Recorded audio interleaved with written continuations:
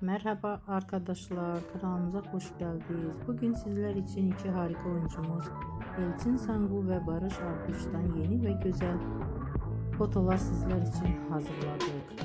Elçin Sangu öyle bir geçer zaman ki Kurt Seyit ve Şura ve Kiralık Aşk dizisinde rol almış ve herkes tarafından çok beğenilmiş.